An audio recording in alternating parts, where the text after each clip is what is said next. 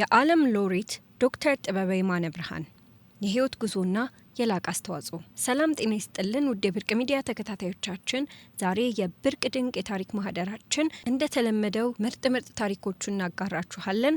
እስከ መጨረሻው አብራችሁን ቻናላችን ሰብስክራይብ ላይክ ያደረጋችሁ አብራችሁን ዝለቁ። ዶክተር ጥበበ የማነ ብርሃን ኢትዮጵያ ካፈራቻቸው ታላላቅ ምሁራን መካከል አንዱ ሲሆኑ በተለይም በቆዳ ሕክምና መስክ ባስመዘገቡት ስኬትና ለህዝብ ጤና ባደረጉት አስተዋጽኦ የሚዘከሩ ታላቅ ሰው ናቸው። ከሐኪምነታቸው በተጨማሪም የሀገር ሽማግሌ፣ እርዳታ አስተባባሪ፣ የፐብሊክ ዲፕሎማሲ ቡድን አባል፣ የእርቀ ሰላም ኮሚሽን አባል ሆነው ሀገራቸውን በቅንነት አገልግለዋል። ታላቁን ሎሬትነት ማዕረግም የደረቡ የሀገር ዋርካ የወገን አለኝታ ነበሩ። ሰውን መርዳት ከልጅነታቸው ጀምሮ ሲከውኑት የኖሩት መገለጫቸው ነው። ጥበበ የተወለዱት ከአባታቸው ከሻለቃ የማነ ብርሃን ወልደ ስላሴና ከእናታቸው ከወይዘሮ የሸዋምድር ጽጌ ሰኞ ጥቅምት 22 ቀን በ1941 ዓ.ም በሐረርጌ ጠቅላይ ግዛት ሐረር ከተማ ውስጥ ነው።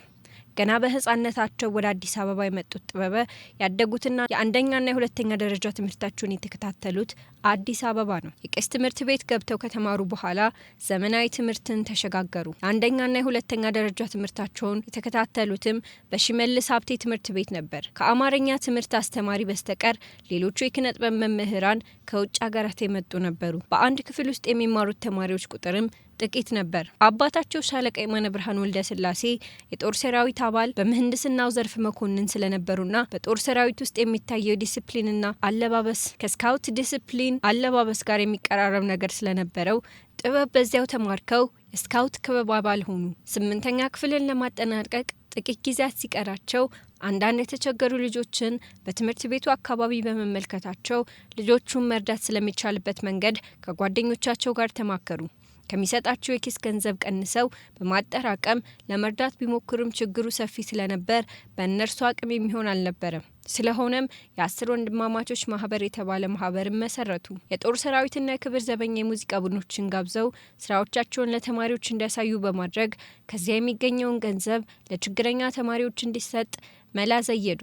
ከዝግጅቶቹ ያገኙትን ገንዘብ የተማሪዎቹን ምግብና የደንብ ልብስ ወጪ ለመሸፈን አስቻላቸው። ይህ እንቅስቃሴያቸው ተጠናክሮ ቀጥሎ አንዳንዶቹ ተማሪዎች እስከ ዩኒቨርሲቲ ድረስ ተምረውና ትልቅ ደረጃ ደርሰው በአሁኑ ወቅት በውጭ ሀገራት ይኖራሉ። የጥበበ ሰውን የመርዳት ፍላጎታቸው ከልጅነቱ ጀምሮ የነበረ ባህሪና ተግባር ነበር። ጥበበ በልጅነታቸው ዲፕሎማት የመሆን ምኞት የነበራቸው ቢሆንም እናታቸው ታመው ሆስፒታል የገቡበት አጋጣሚ ግን የጥበበን ፍላጎትና የህይወት መንገድ የቀየረ ሆነ። እናታቸው ታመው ልዕልት ፀሐይ መታሰቢያ ሆስፒታል የአሁኑ አጠራር ጦር ኃይሎች ሆስፒታል ገቡ። የእናታቸውን ቀዶ ጥገና በተሳካ ሁኔታ ያከናወኑት የኢትዮጵያውያን ዶክተሮች ፕሮፌሰር አስራት ወልደየስን፣ ፕሮፌሰር ታየ መኩሪያንና ሌሎች ሐኪሞችን ሲመለከቱ ሐኪም መሆን አለብኝ ብሎ ሀሳባቸውን ቀየሩ። ከዚያም የራሽያ ወዳጅነት ማህበር ትምህርት እድል ሲሰጥ ጥበበ እድሉን አግኝተው ወደ ራሽያ በመሄድ ለ6 ዓመታት ያክል የራሽያ ቋንቋና የሕክምና ትምህርትን ተምሮ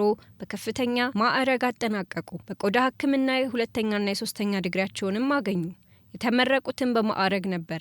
የመጨረሻ ዓመት የሕክምና ተማሪ ሳሉ የፖለቲካ ሳይንስ ትምህርትም ተምረዋል። ዶክተር ጥበበ ከ1972 እስከ 1985 ዓ.ም ድረስ በሎቬቭ ስቴት ዩኒቨርሲቲ ሪፈራል ሆስፒታል ውስጥ በአማካሪ ስፔሻሊስትነትና ተባባሪ ፕሮፌሰርነት ካገለገሉ በኋላ ወደ ኢትዮጵያ በመምጣት የመላ አፍሪካ የስጋ ደዌ ማገገሚያና ስልጠና ማዕከል ኦል አፍሪካን ሌፕረሲ ሪሃቢሊቴሽን ኤንድ ትሬኒንግ ሴንተር አለርት ዋና የቆዳ ሐኪምና የሕክምና ክፍሉ የበላይ ኃላፊ ሆነው መስራት ጀመሩ። ዶክተር ጥበበ በአለርት ማዕከል ስራቸውን እያከናወኑ ሳለ ከጎኑ ካለው አርማወር ሐሰንን የጥናት ምርምር ተቋም አርመር ሐሰን ሪሰርች ኢንስቲትዩት ባለሙያዎች ጋር ተጨማሪ የጥናትና ምርምር ተግባራትን ያከናውኑ ነበር። የአለርት ሕክምና ከአርማወር ሐሰን የጥናት ምርምር ተቋም የምርምር ስራ ጋር ተደምሮ ለህመሟን የተሻለ ሕክምና ለመስጠት አስችሏል። ሁለቱ ተቋማት በጋራ ያከናወኗቸው ምርምሮች ለዓለም አዲስ የሆኑ የጥናት ውጤቶችንም አስተዋውቀዋል። የጥናት ውጤቶቹን በታላላቅ ዓለም አቀፍ የጥናት መጽሔቶች ላይ ለመታተም በቅተዋል። ዶክተር ጥበበ ጉልህ ተሳትፎ ካደረጉባቸው በርካታ አገር አቀፍና ዓለም አቀፍ ተቋማት መካከል አንዱ የላየንስ ክለብ ኢንተርናሽናል ፋውንዴሽን ላየንስ ክለብስ ኢንተርናሽናል ነው። በዚህ ክለብ ተሳትፏቸው በተለይ የአይን ሞራ ግርዶሽንና የትራኮማ በሽታዎችን በመቀነስ ረገድ እጅግ አስደናቂ ተግባራትን አከናውነዋል። የጊኒ ዋርም በሽታ ማጥፊያ ፕሮግራም የበጎ ፈቃድ አምባሳደርም ሆነው አገልግለዋል። ዶክተር ጥበበ ከ60 በላይ የሚሆኑ የጥናት ውጤቶቻቸውን በታዋቂ ዓለም አቀፍ የጥናት መጽሔቶች ላይ ስራዎቻቸውን አሳትመዋል።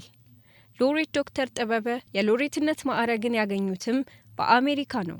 አስገራሚው ነገር ሎሬት ዶክተር ጥበበ የሎሬትነትን ማዕረግ ያገኙት ከሌላኛው የሎሬትነትን ክብር ካገኙት እጅ ወርቁ ሰዓሊ እጅግ የተከበሩ የዓለም ሎሬት ሜትር አርቲስት አፈወርቅ ተክሌ ጋር በተመሳሳይ ቀን መሆኑ ነው።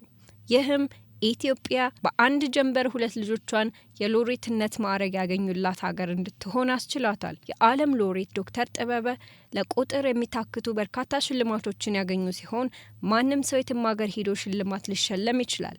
ነገር ግን በአገሩ የተሸለመውን ሽልማት ትልቁ ሽልማት ነው ብዬ አምናለሁ። ለእኔ ትልቁ ሽልማቴ ባህር ዳር ዩኒቨርሲቲ የተቀበልኩት የክብር ዶክትሬት ነው።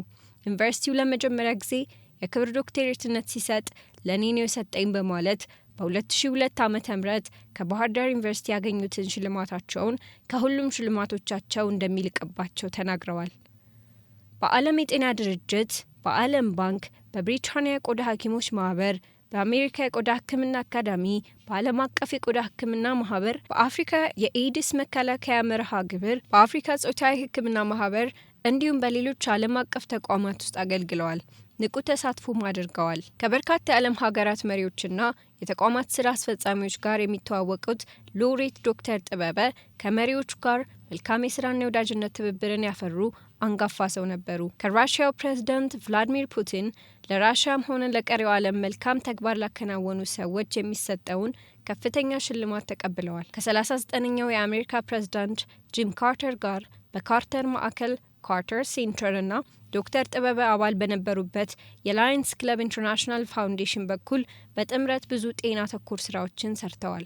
በ1983 ዓ.ም ኢህአዴግ ሰራዊት አዲስ አበባን ሲቆጣጠር ሁለቱም ተፋላሚ ኃይሎች ተዋጊዎች ሕክምና እንዲያገኙ ከማድረጋቸው በተጨማሪ የቀድሞ ወታደሮች ወደ ቤተሰቦቻቸው እንዲሸኙ ትልቅ ሚና ተጫውተዋል። ከሕክምና ሙያቸው ባሻገር የሀገር ሽማግሌ፣ ፐብሊክ ዲፕሎማሲ ቡድን አባል፣ እርዳታ አስተባባሪ፣ የእርቀ ሰላም ኮሚሽን አባል ሆነው ሀገራቸውን በቅንነት አገልግለዋል። ሎሬት ዶክተር ጥበበ የማነ ብርሃን ከዶክተር ያለም አምባዬ ጋር ትዳር መስርተው ድንበሯና ኒያት የተባሉ 2 ሴት ልጆችን አፍርተዋል። የልጅ ልጆችንም አይተዋል። ዶክተር ያለም የድንበሯ እናቶችና ህጻናት ሆስፒታል ዳይሬክተር ናቸው። ለበርካቶች ፈውስ ሆነው የኖሩትን ገና ማሳካት የሚፈልጋቸውና የሚቀሩኝ ብዙ ነገሮች አሉ ብለው የነበሩት ሎሬት ዶክተር ጥበበ በኮሮና ቫይረስ ምክንያት የካቲት 13 ቀን 2013 ዓ.ም በ72 ዓመታቸው ከዚህ ዓለም በሞት ተለይተዋል። ስርዓተ ቀብራቸውም የካቲት 16 ቀን በመንበረ ጸባዖት ቅድስት ሥላሴ ካቴድራል ተፈጽሟል። በአጠቃላይ የዶክተር ጥበበ የማነ ብርሃን ህይወት ታሪክ በሕክምና ሙያ የላቀ ስኬት ከመጎናጸፍ ባሻገር ለሀገራቸውና ለወገናቸው የነበራቸውን ጥልቅ ፍቅርና በጎነት ያሳያል። የእሳቸው ታሪክ ለወጣቱ ትውልድ ትልቅ ትምህርትና መነሳሳትን የሚሰጥ ነው ማለት ይቻላል። የብርቅ ድንቅ ታሪክ ማህደራችን የዛሬው ይህንን ይመስል ነበር። በቀጣይ እስከምንገናኝ ሰላም ቆዩ።